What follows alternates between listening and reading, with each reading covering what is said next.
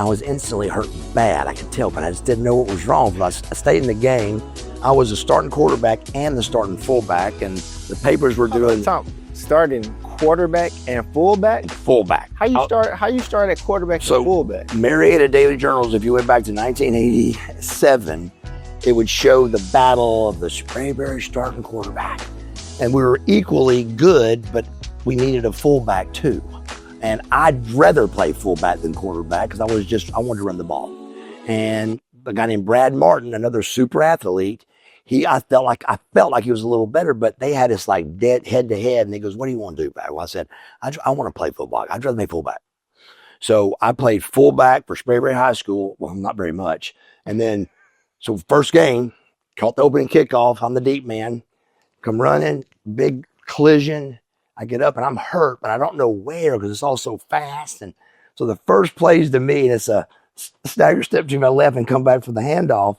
And I go right to the ground. I tore at the bottom of your butt, right before your leg and hamstring. Where your hamstrings attached to the buttocks. Yeah. It's called your ischial tuberosity. Mm-hmm. I ripped it off my pelvis on the opening kickoff of my junior year.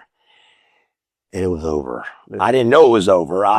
Listen, I knew it was over before you even got to that point, because anytime you get up and you say, "I'm hurt, but I don't know where." Yeah. Like, it was just the craziest. And so the next I went down, and quarterback got sacked. And the very next thing you saw was hop, hop, hop, hop to the sideline. It was over. Where does it hurt? Yeah. Everywhere. Yeah. Everywhere. That's crazy. It was crazy. And I remember the doctor, steroids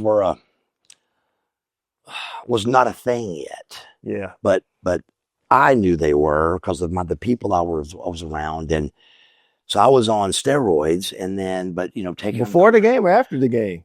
Just for that 3 months going into my junior year. For rehab?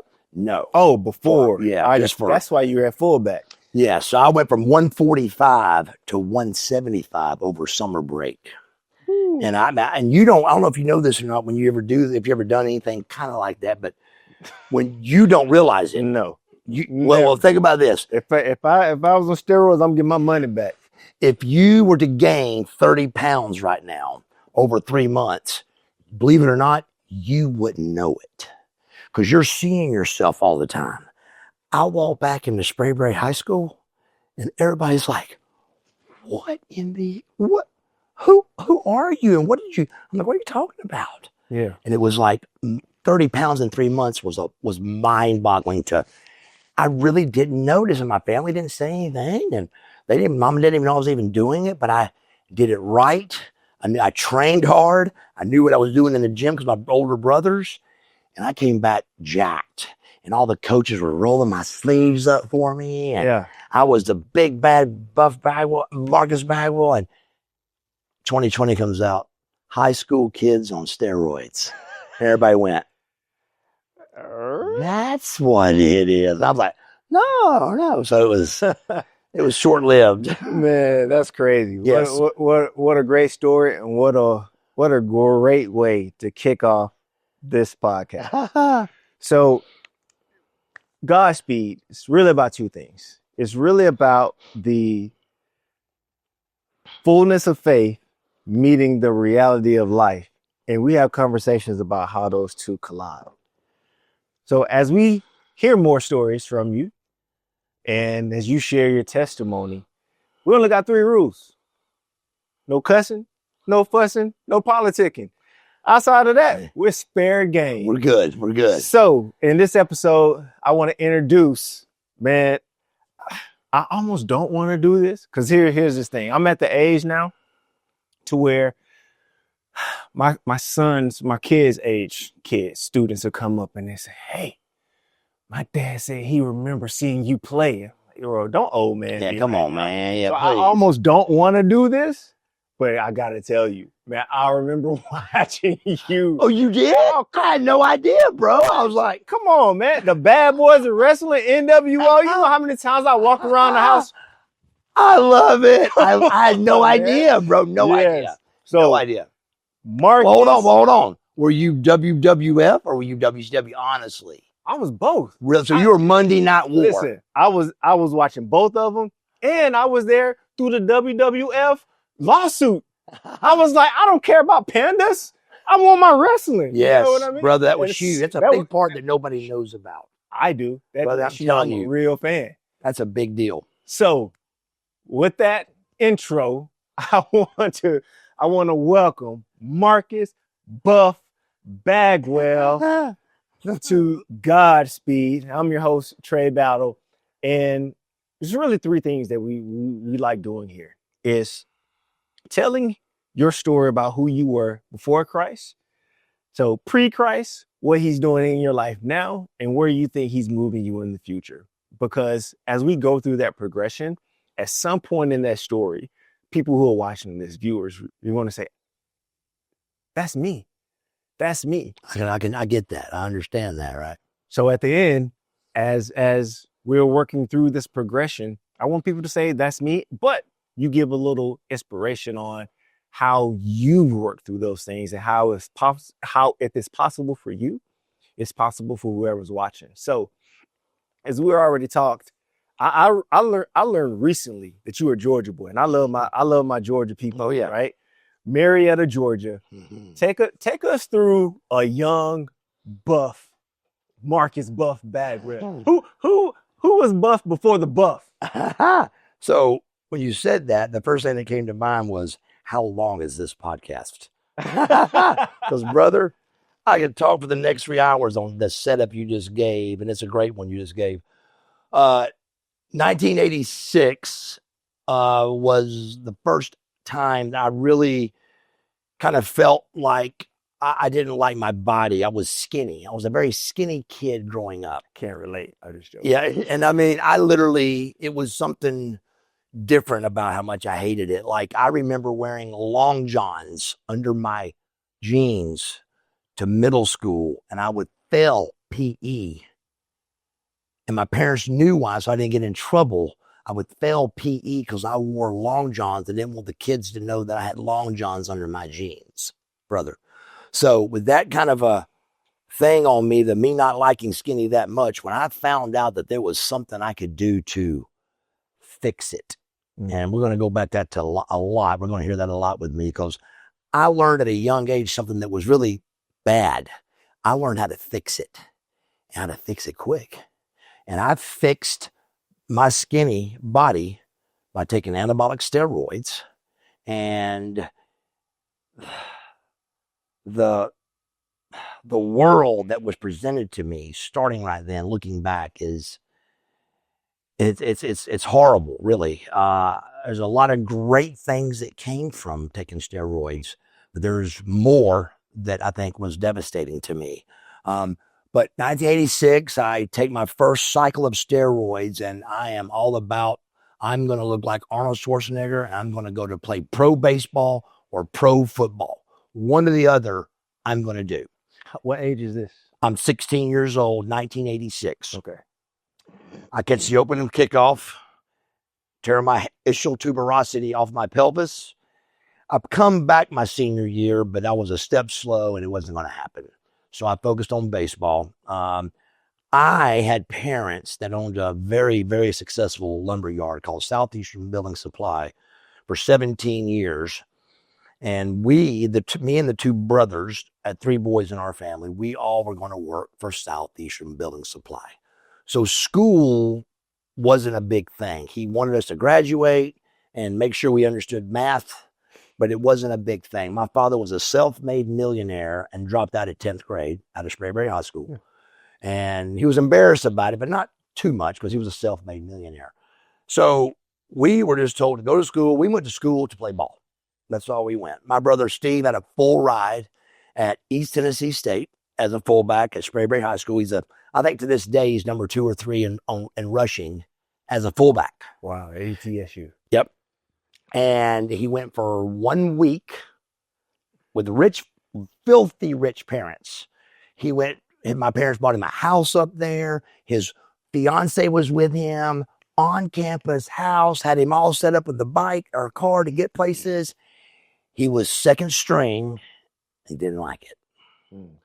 And he was instantly, back to that, listen, boy, you ain't top dog here. I mean, you know more than anybody this game. And I really looking at it then, I didn't know, but looking back at it, I know for sure you got an option of being second string at East Tennessee State and working your butt off, or I can go back to Marietta, Georgia and be a millionaire. Which one am I going to do? I don't think it takes long. You go back to Marietta, brother. And that's where my dad wanted him anyway. Yeah. But he wanted to play ball. So oldest brother went there. Middle brother graduates. Goes to an open, his game was baseball. He goes to an open tryout for the Atlanta Braves at the Atlanta Fulton County Stadium. Before they tore it down. Yeah. Yes. And I was there watching him. It was a 2,000 people tryout. It went down to 500. He made that cut and went drag racing with my father. My father is a NHRA Hall of Fame drag racer. Yes. All right. So let's see where this. I know where this episode is going to be. I'm here for it. Let's go. So, very successful father, very rich lumber company. Now the two brothers are working for Southeastern Building Supply, doing what Dad wants to do. But I'm 6 years younger than 5 and 6 years younger than both brothers. So I'm looking and seeing, but I'm not really understanding. But it's the brothers I can see now that they were getting in the way. My mom was the well-oiled machine. She was in the trenches of Southeastern. My daddy was the brains, and my mom was the brawn. And she brought the game. She was there 5 days a week. Open and close. I mean, me and Dad would go once a week and just show up to make sure everybody knew that the big man was looking. He was the brains behind it. She was the brawn, brother. And I mean, you walk into a lumber company in 1975 and a woman's telling a truck driver what to do. And they're like, who's this lady? And you found out real quick. Yeah. Judy Bagwell, buddy. She's a woman to this day. It's a solid rumor you could drum up easy where she ripped telephone books in half at the store to show people. No way. I swear to goodness, I'm not kidding you. It's a fact. I've watched it happen, but it's a rumor in Woodstock Marietta area, where she would rip telephone books in half. And so she was a tough woman, But looking back, I remember the only thing I really remember about the brothers being in the way was one day I remember Stevie was trying to leave at 5:00.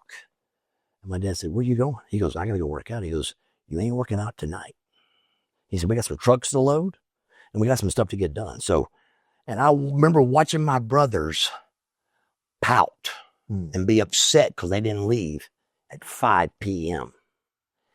And I remember my dad and me getting in the car to go home and him talking to a 10-year-old kid, 12-year-old kid, and saying, me hearing him saying, I just can't get them to work. I can't get them to focus. I'm trying to get them to realize they got $1 million company here, man. And they see they're driving Corvettes and they both got houses and they're just not pulling the load, All of that came to a halt my senior year. 1988, Southeastern Building Supply goes broke. Wow. I got a 1.8 grade point average because school wasn't a thing. And my dad comes to me and says, we're going down. So you need to be thinking about what you want to do. And I'm like, I got an ischial tuberosity tear. I'm pretty good at baseball, but I got nothing. So I'm thinking sports. All I knew was sports. So sports trainer, maybe a sports trainer. Schooling was astronomical and it started at the bottom, brother. And I was horrible at schooling. So my mom gave me an idea that made sense to me. She goes, what about massage therapy? And it was, they were really trying to clean up massage therapy at the time. They tried to switch it from the word masseuse to massage therapist. To massage therapist. Yeah. And it was a time that it was enough to get me excited at 18 to try this. It was $10,000. And it was a 10-month course from 8 to 4 every day, right off 285 there, Atlanta School of Massage. And this was your senior year or after you had graduated? I graduated and went to the Atlanta School of Massage. Gotcha. So I'm assuming you got your GPA above a 1.8 because you can't graduate with a 1.8. I think if you check, I think you could back then because I don't think I got it up. I remember I paid my history teacher $100 to give me a D. And when he did it, I said, "Can you do my girlfriend too?" So I paid him $200 to take our F to a D. I mean, I didn't care. I was there to play football and baseball, and I'm going to Southeastern Building Supply, brother. Yeah. There's nothing stopping that. Gotcha. All right. But there was. So I get out, I graduate number 1 in my class. From massage school? Yes. Massage therapist. Massage therapist school. And I get the number 1 job in the state of Georgia called corporate sports. It was the Gallery Athletic Club, the Buckhead Athletic Club, big, nice places. I walk in my first day and a woman walks in. She looks at me and she turns around and walks out. And I go, "Ma'am, excuse me." She goes, "There's no way you're massaging me." And I said, "Why?" And she goes, and from that point on, I didn't know it, but I was going to hear my husband would kill me. I may have some fat on my back. I may have a bump on my back. It instantly, a light bulb went over my head of all of the men I saw at massage therapy school. And all of them had sandals, baggy pants, a pea shirt, and just wasn't, the furthest thing from their mind was a tanning bed and a gym. And I thought, what have I done?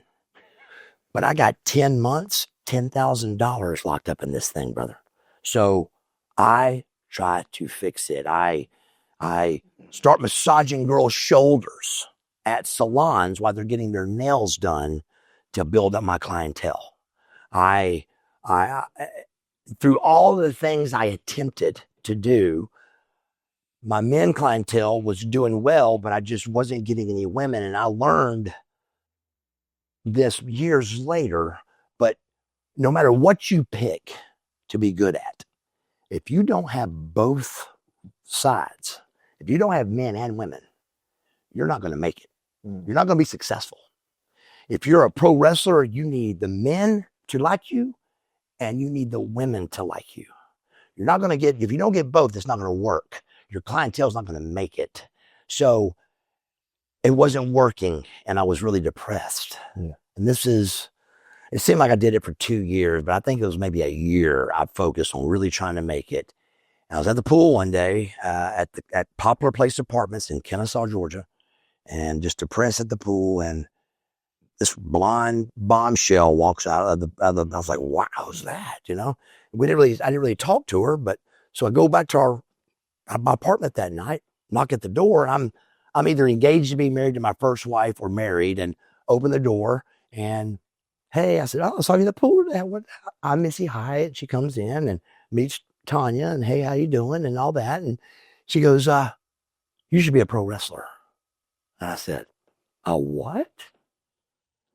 And she goes, "A pro wrestler." And I said to her what I hear, and I hate hearing this. I hate it. But I said the exact same thing to her that I hear and I don't like it is, I don't watch that. I watched that as a kid. It's been a long time. And I'm like, I said it to her. And she goes, I said, "There's no money in wrestling." And she goes, "Our lowest paid guy makes $100,000 a year." And I said, "Tell me more." And what year was this? This is 1990. Okay. 1990. I said, "Tell me more." And so we sit down and we talk about it. Well, Tanya's mother knew Tommy Wildfire Rich and had some connections. I started making some calls and we're seeing $100,000. But, you know, of course that's far off, but we're attempting to see what we can do. So I go down to the WCW school. There wasn't a school yet, but there was a warehouse where these 2 guys trained people. I went to that school. This was in Atlanta? In Griffin, Georgia. South of Atlanta. Yeah, Griffin. Yeah. South side. And I walk in and the guy goes, "You're not big enough." And I said, "I'm bigger than Brian Pillman." And he goes, "Brian Pillman can wrestle." And I said, "How do you know I can't wrestle?" And he went, "I don't. It's $3,000. We train you, blah, blah, blah." I said, whoa. $3,000?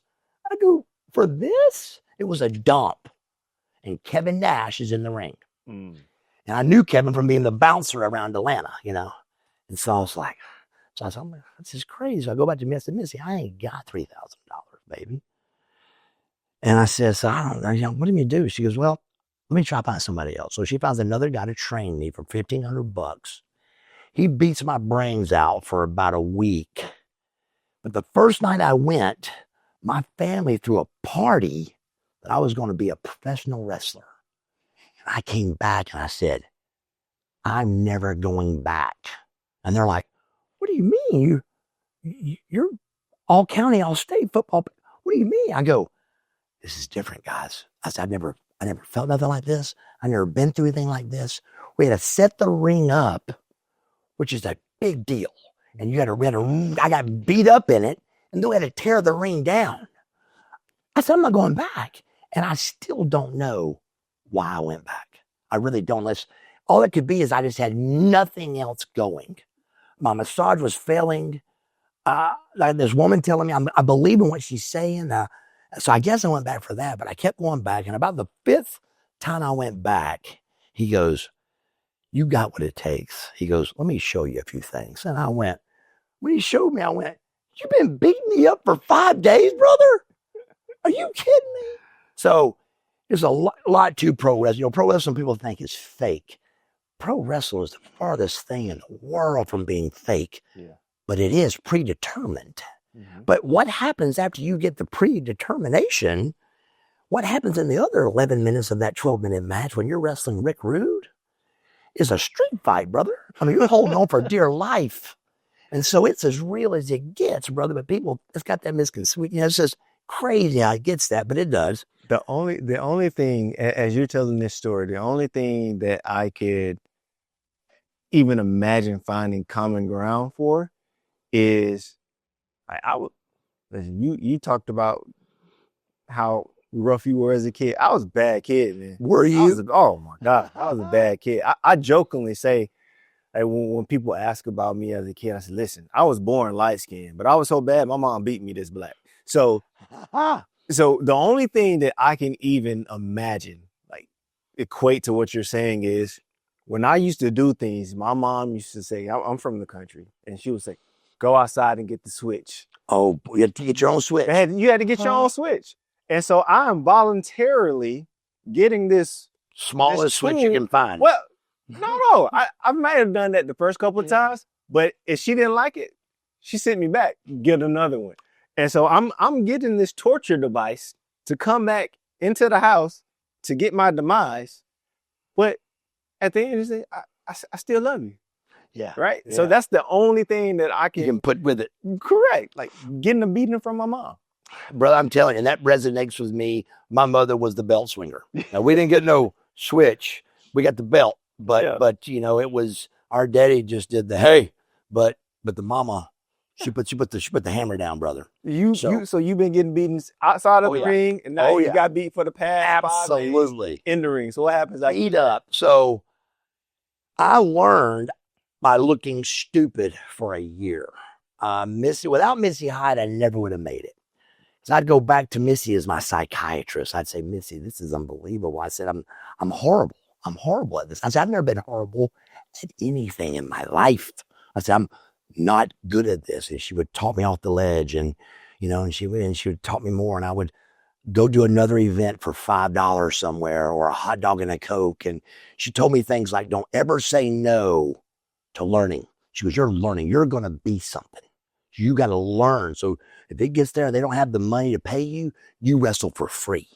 Stuff like that I never would have done, but I did. I said, keep the hot dog and make mine a Diet Coke, but let's wrestle. And so I would learn. You know, I learned, and I got better and better. And then the aha moment for me with wrestling was Global Federation Open, GWF, Global Wrestling Federation, went on ESPN at a 4:00 time slot on Friday afternoons. And I was the handsome stranger. That was your name? That was my name. I had this little black Long Ranger mask, and it was a great time spot, man, but it was only a 3-month long thing. But I did that, and it just, it just, the company didn't take off, so they 3 months long is all it took. It wasn't happening. So WCW, it feels like it happened in a minute.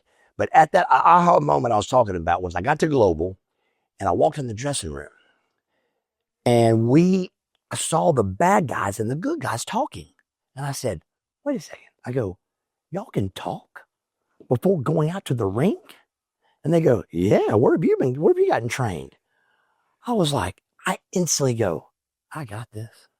I had gotten pretty good at locking up with 20 people around the ring, calling a match right here. You give me a tackle, I'll give you a tackle, and drop down, leapfrog, get there. I was doing it. It was horrible, but it was pretty good. Enough that when I saw that, I went, my ring ability went from he's pretty bad to he's pretty daggum good in one match, being able to talk to your opponent a little bit. Yeah. And again, this is predetermined. This isn't fake. It's a big difference. And so that was the biggest aha moment. 2 months from that period, 3 months from that period, call, GWF's gone. I swear it seems like 5 minutes. So I think it must have been like a week. But back then it seemed like it was just 5 minutes.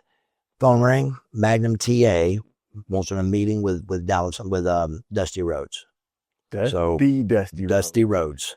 All right. So in September of 1992, I walk into a meeting with a suit and tie to Dusty Rhodes, and he loves my teeth. He goes, I love your teeth, baby. I love your teeth, baby. I love them. And I was like, great. I'm glad you love something. What are we going to do? He said, we're going to call you by your real name. I went, no, man. No, I want to be something. I want to be Super Tornado or the something big, Yeah. He said, you're going to be Marcus Alexander Bagwell. And I'm like, my parents loved it. I hated it, man.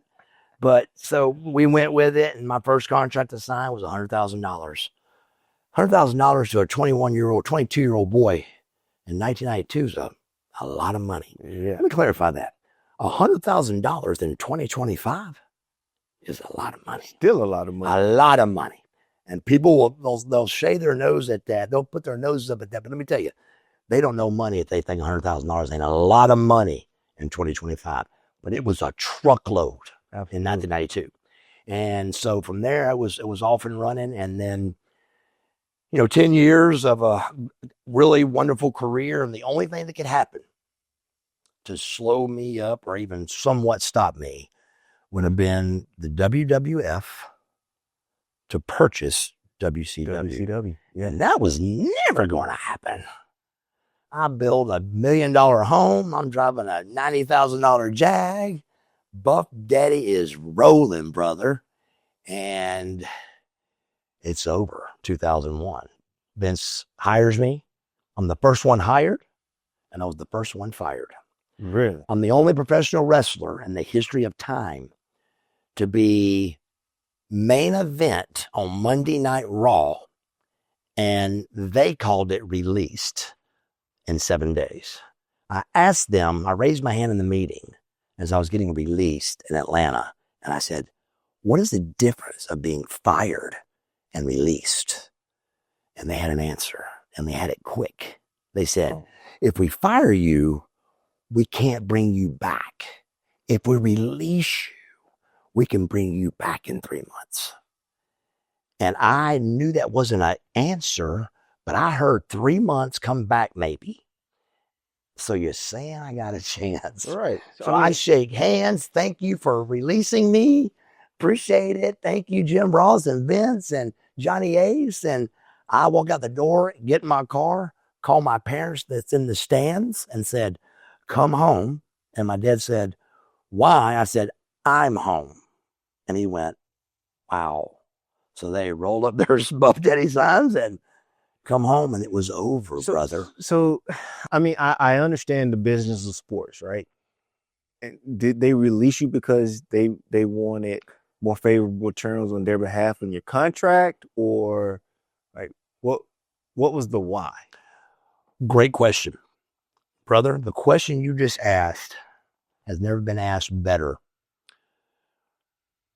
The why is what killed and still kills me. I don't know.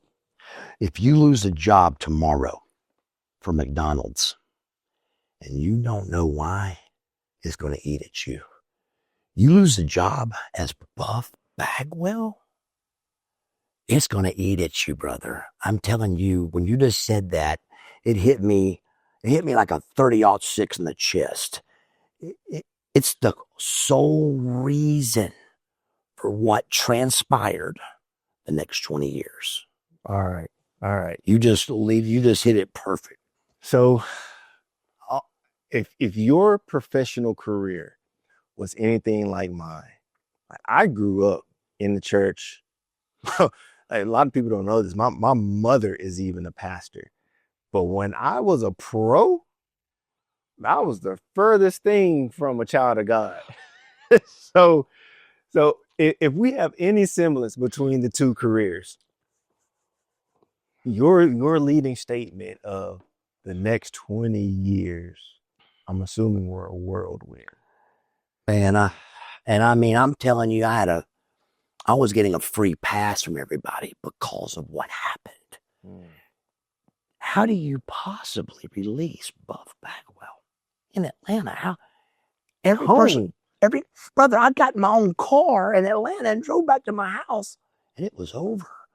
It was over, brother, in a whim. And that's just hard, to the point where anybody that saw me, which a bunch did, messed up or drooling over the next 20 years, they'd be like, man, and they'd tell the story, and the person would be like, what happened to him? And it was like they okayed it. It was like nobody was there to say, who cares, man? You got to snap out. Yeah. Everybody was like, that really happened to you? And it gave me an okay to swallow a truckload of pills and drink a truckload of alcohol over the next 20 years. I was heavily sedated for 20 consecutive years every day of my life. I mean, there wasn't a day that alcohol and pills was not in my body. I didn't miss a workout. I looked like $1 million, brother. Nobody knew I was a drug addict. Nobody. I had everybody fooled, that unless you knew me. I'd show up I kept my wrestling career, but it was much harder. It was, Friday, Saturday, Sunday was Rome, Georgia, LA, Portland, Maine. Friday, Saturday, and all the way through it, but didn't miss a workout, didn't miss a meal, stayed buff the whole ride, but it was slowly caving in on me. Yeah. Slowly caving in. I remember and then this is a huge difference between my pro career and your pro career. My rookie year, I'm sitting and we're getting ready to go out to practice. I'm playing for the Chargers at this point, and I call him my big brother. I call him Big Bro. His name was Marlon McCree, and we're in the hot tub. She's trying to get warmed up. So we're in the hot tub, and I don't know if people know this, but in the NFL, a lot of careers end in the hot tub, just pouring water over their knees because it's like, I can't do this anymore. Really? And so I think he was about a 7 or 8 year vet at the time, and he didn't retire when we were playing together, but he looked at me eye to eye. He said, little bro. I said, what's going on, big bro? He said, whenever you start playing this game just for the money, that's when it's time to go. I said, why is that? I'm like, this is great money. This is more than 100K, right? Oh, yes. And he says, because only two things happen. When you start playing for money, one, they'll tell you to leave, and no. The first thing he said was this. He said, once you start playing for money, the first thing that happens is you'll probably get hurt. Because when you playing for money, not for the love of the game, like, you don't put as much energy into it. It's just, you just collecting the check. Yes. He said the second thing that happened, and this is what happened to you. When you just playing for money, you just hang around. You just stay. And when you do that, they kick you out on their terms. He said, whenever you leave, make sure you leave on your terms. Oh, I love that. And that stuck with me. And that's a piece of advice that you didn't get to exercise, right? Nobody gave me that one. And it makes you go down that spiral. And even though I chose to retire, it was still hard because my identity was so entangled. Too soon. Am I still good enough? Well, it's just, anytime you're on television, period, especially in sports, everyone knows you when you're on the TV. Yes. As soon as the TV goes off and you don't have that, it's almost like a part of you is gone. Oh, absolutely. Because when you're in the game, when you're in the sports, when you're on the TV, when you're getting the endorsements, when you're getting all of this stuff, signing the autographs, yes. It's like you just getting lifted, Yes. lifted, and it becomes who you are. Mm-hmm. And you can try as hard as you want to fight it, but like you find your identity in that stuff. Yes. And even though I chose retirement, when it was removed, it was like, Now what? I don't know who am I? I don't know who I am. Now what is the question that I should have asked when I got into sports? So I wanted to be a professional athlete and I worked my butt off to get there. Yes. But once I got there, I achieved the success that was as far in the future that I looked. I never stopped to ask the question. Once I crossed that threshold, now what? Who are you going to be outside of this game, outside of these pads, outside of this jersey? But let me ask you this: who does? Who asked that question? The people who transition well, the Peyton Mannings, think about their transition. They do it I guess exactly. So were they told that? Were they told to plan? Did Archie say, "Hey, brother, you need to plan on what you're going to do after"? It's the question that your dad asked, but when you left, Southeastern Lumber was no longer there for you to go back to it. Yeah. That's what I think. Yep. That's what I think. Perfect. So I want to make sure we stay on track because I'm loving your stories. So all of this, you become the buff, right? You become the guy that I love watching on TV. Not really. Not yet, really. Well, yeah. We have. We 2001. Right, We've come the buff. Go ahead. You're so right. You're on the money. Next 20 years, it's just trash living. So at what point does living in that darkness, do you see this flicker of hope? When does the flame of Christ finally, is it a glimmer in your eye? So you had mentioned that you had gotten completely away from Christ. So there was never a Sunday you went to church here and there on Sundays. From a thing. That's all the excuses. That's all for excuses. Well, I worked on Sunday. I worked on Saturday night. I was in LA. I couldn't make it. So that's all I needed. Were you upset that you played on Sunday and couldn't go to church? Not at all. Okay. I wasn't upset about any of it. I lost sight of it because I now had access to so much more. Yes. I lost sight of it too, but not quite as much. There was a part of me that still would go to church with a 6-pack of beer in my backseat. What? I was still attempting to try to reach God. Yeah. And, the back then the baskets came around and I would throw $5 in there and I paid my tithe, brother, that's my 10%, I guess. But I was not really fooling anybody. Just, there was something still drawing and pulling on me, but it wasn't a complete just light switch. It was a dim light. And so, how do you feel about that? Embarrassed. So this is what I want to throw out there because this is real. This is real life. I'm telling you, this is where faith collides with real life. Yes. And the irony of that is it brings you embarrassment, but it's a constant state of what most people call themselves today as Christians. Yes. So it's almost like, yes, it's embarrassing when we look at it in hindsight, but for most of the church in America, that's normal life. Right. That's good. That's positive. Exactly. Yes. And you're exactly right. So it comes through, it's like it's just not coming at me where I'm seeing any kind of chance. The pills are getting worse. There's been several DUIs. There's been a few jail stints. There's been trouble. But again, remember we started this and I learned that word, fix it. I'd get my teeth knocked out in a car wreck. I fixed it. And then I'd go a while longer and have another I'd roll a big total one of my cars in a car wreck, another DUI, and re-broke my neck on the exact same day as the first time breaking it. April 22nd, 1998, I break my neck in Columbia, South Carolina, and I'm paralyzed. April 22nd, 2012, I do the exact same thing in a car wreck on the same day. Wow.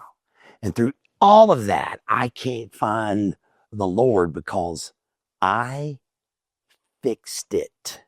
I get back in the gym. I get back in shape. Buff is back again for the Indies. Here he comes again for the Rome, Georgia. Here he comes. I fixed it. August of 2020, I'm under the influence. I have a car wreck and I leave myself crippled and I can't fix it for the first time. So I never heard of somebody's body being their rock bottom, but my rock bottom was my leg, my right knee. I had a car accident under the influence behind Cumberland Mall where I took out there's a bunch of bus stops behind Cumberland Mall there where they pull over. I ran through the whole bathroom building, the men's and women's. I leveled a $300,000 building in my car, got pictures of it and all that. Nobody was in either bathroom. There's bicycles in the picture where I guess people were jumping out of the way of me. Complete blackout. I drive through a building, and in that time, I ruined my right knee by my kneecap exploding. I have no kneecap.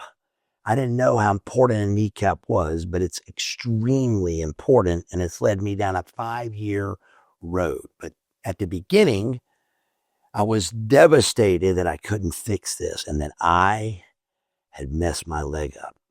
Now, I said that's my rock bottom, but I'm still trying to fix it. Still trying to fix it. So I'm going to fix it with some pills, and I'm on the walker in the gym.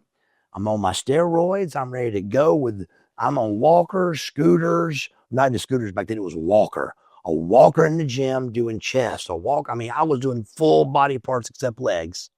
Just from 2020, I'd walker in there, brother. Finally, it wasn't getting better. The fight was not getting me nowhere. COVID was happening.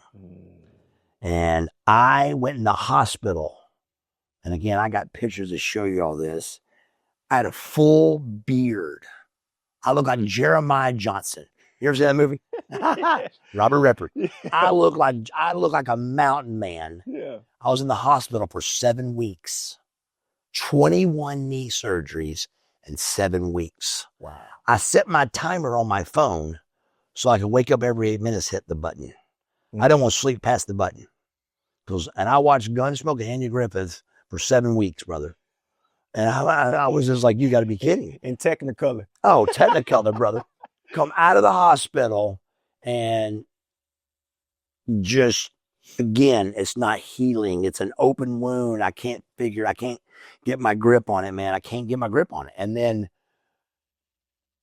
I dive into what was never a problem. I got 6 DUIs last time, and none of them are alcohol. None of them. They're all prescription pills. Yeah. All 6. So, and that's not a good thing. It's just that I was more of a drug addict than I was an alcoholic. I drank just to kick the pills in. So this happens, and I dive head first for the first time into drinking because it's called cross addiction in rehab. What I did with the cross addiction was I lowered my pills. I was taking Suboxone for opiates. That's an opiate withdrawal medicine. But I was taking a few Somas and stuff, but I was drinking. And I'd go buy the sleeves, the little bitty bottles, because that was much less. But I had them in my pockets. It was crazy, bro. I was lost, man. And in that time of completely being lost, I shot a show for Diamond Dallas Page, DDP. I shot a show for him called Change or Die. And it made a lot of sense to me, change or die. And I did want to change, but didn't know really how. And I got this leg now, and I'm a drunk. I'm drunk. I'm pilled up. I'm everything. And what do I do here, you know?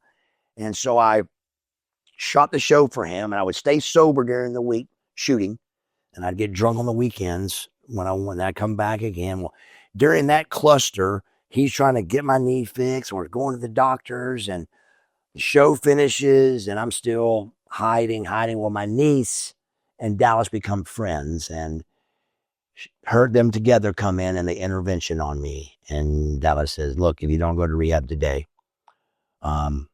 we're both out of your life." Wow. And I didn't put up too much of a fight, very little fight. I said, "Dallas, this is beyond that. I can't." I had a thing in my head where I couldn't sleep, and I couldn't, but I just really couldn't sleep. I have severe sleep apnea, and I just, you tell yourself something over enough and it becomes true. Yeah. If you say you're a loser enough, you're a loser. If you say you're a winner enough, you're a winner. But I had said I can't sleep for so long, I couldn't. So I go to rehab that day. That was August 26th, 2022. And the next day would have been my first day of sobriety. So my sobriety birthday is August 27th, 2022. This August 27th will be 3 years. In that 3 years, that's where in the beginning of that 3 is when I started doing, from what you said, the Christ coming to my life. Yeah. And it just became extremely clear that the closer I was to Jesus Christ, the better my life is and was. And to this day, when I share at any meetings or share any time, you've got to put something in that void.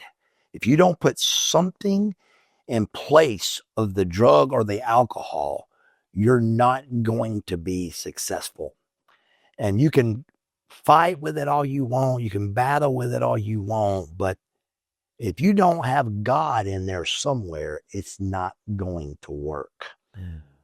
I, in this order, put God, Stacy Brown, and Mark Bagwell in that order, inside that void.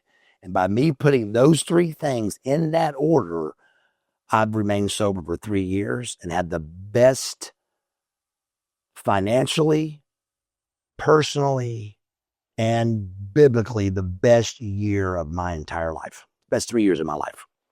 Man, that's so powerful. But and in the same breath, why it's powerful is because Paul writes this. I can't remember what book, but he says, "I do nothing in my own strength, because if I do, I can boast about it. But I rely on God, because when I come through, or when he's victorious, he gives him the glory." And over this, like, just these seasons of your life, you said it. I'm going to continue to use this phrase. I'm going to fix it. I fixed it. For everything up until these past 3 years, you've been trying to do things where you did things in your own strength. My way. Your way. Yeah. But when that release happens, right? When it's, all right, God, obviously, after all these years, I can't do it. I'm not doing it right. Show me. You're there. Show me. And he does. Yes. He continues. He continues to be faithful. So for people who may be battling addiction, for you, fixing it looked like in the gym, but for a lot of people, it's just workaholics. Yeah. They just drown themselves in their work. Yes. They become isolated, strangers to their families. Like whatever the vice, right? Whatever that thing is that they're doing in their own strength, what advice would you give them to have them, or try to help them fully understand, let it go if you want to be free?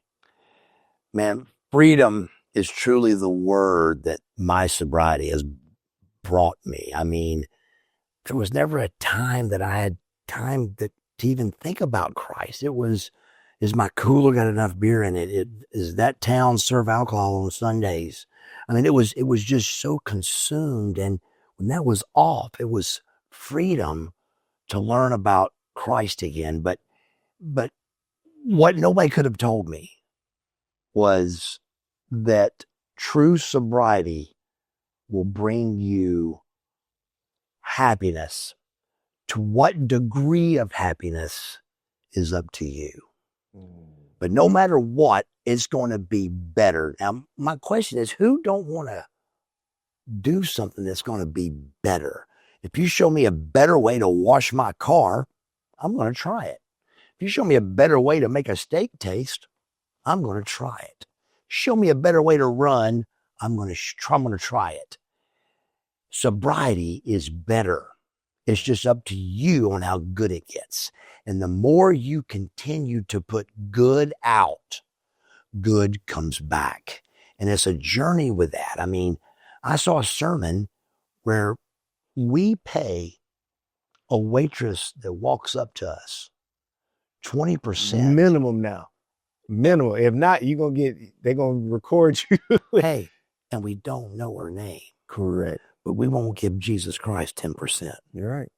So the minister that showed me this said, the pastor that gave the sermon, he said, you give your waiter 20%, you don't even know their name.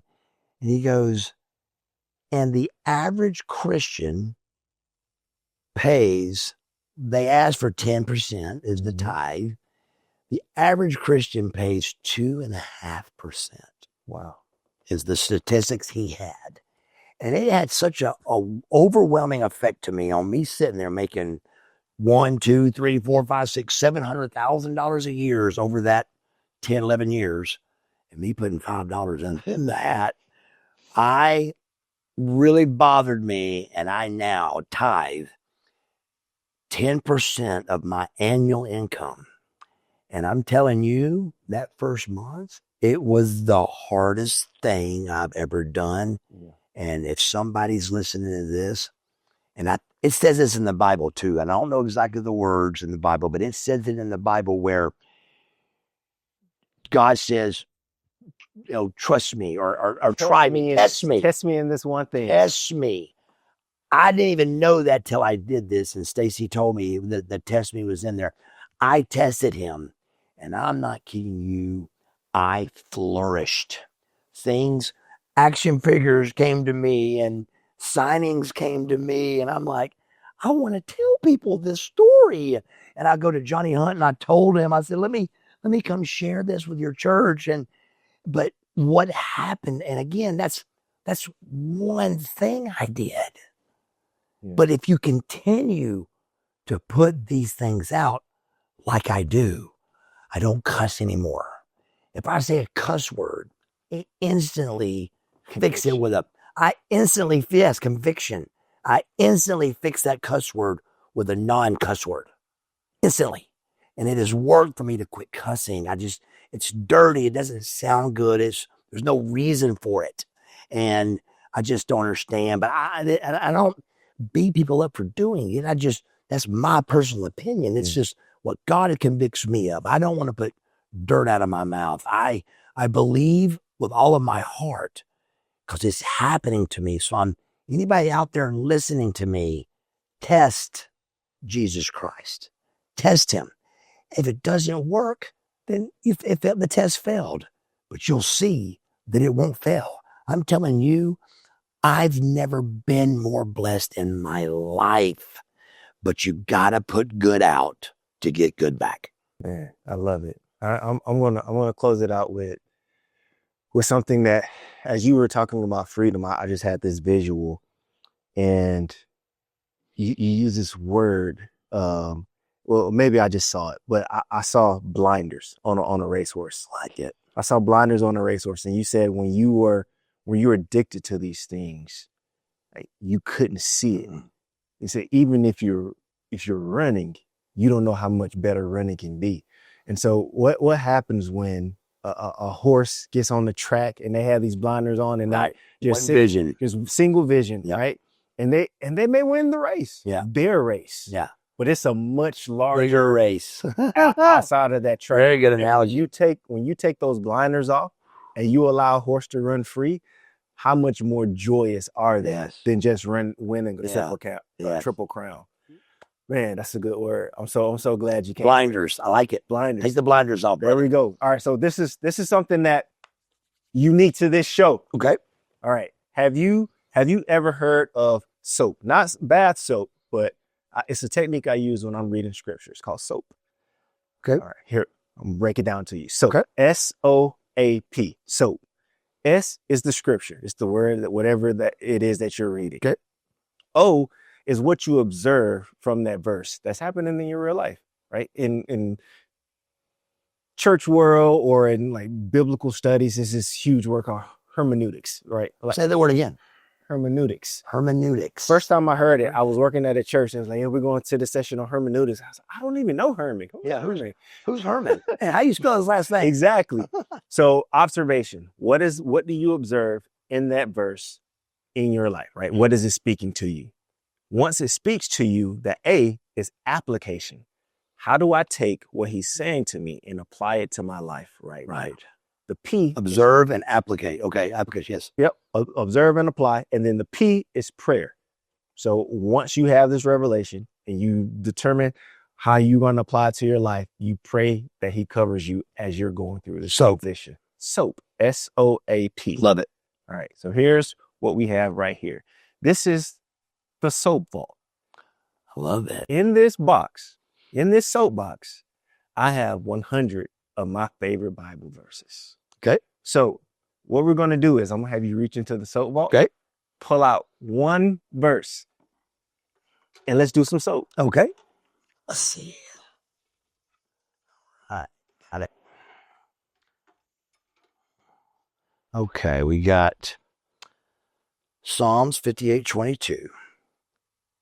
Cast your cares on the Lord, and he will sustain you. All right.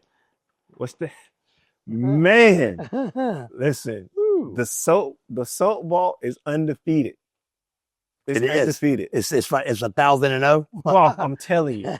So, what is that verse saying to you right now? Everything I just said.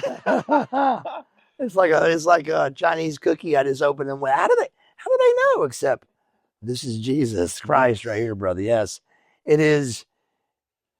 You trust in the Lord and he will take care of you, is what it's saying. It's cast your cares on the Lord and he will take care of you. He'll sustain you.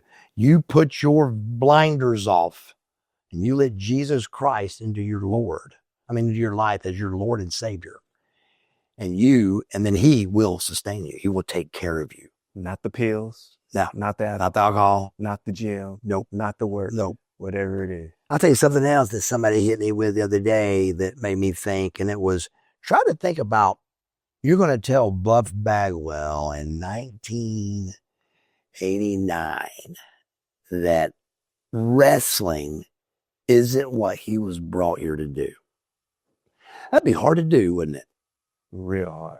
So I look back on trying to think about Buff Bagwell during the Monday Night Wars. There's men that would chop their arm off to have had the chance to be Buff Bagwell during the Monday Night Wars.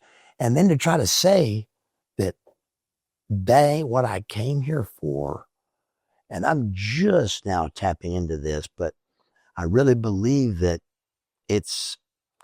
there's more that I am here for. This is something, and it's not the main thing. This is the main event's coming.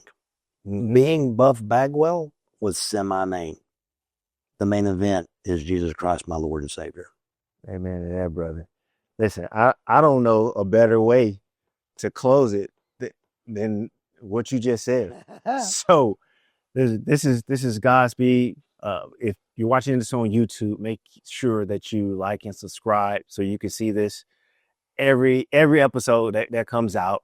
If you're streaming on podcasts, so Spotify, Apple, iHeart, whatever it is, make sure you subscribe so you can get all of these life-changing stories. We're saying it on the camera, but it can happen in your life. So let's figure out how full faith and real life collide, not just here, Absolutely. but in your life. And also, please, Marcus Buff Bagwell YouTube. Check it out. I tell a lot of great stories, and I try to share these stories that are gonna show you, I believe, I really do, a better way of life. And that better way of life is through Jesus Christ, our Lord and Savior. Amen. Amen. This is Godspeed, and we're wishing you Godspeed. God bless.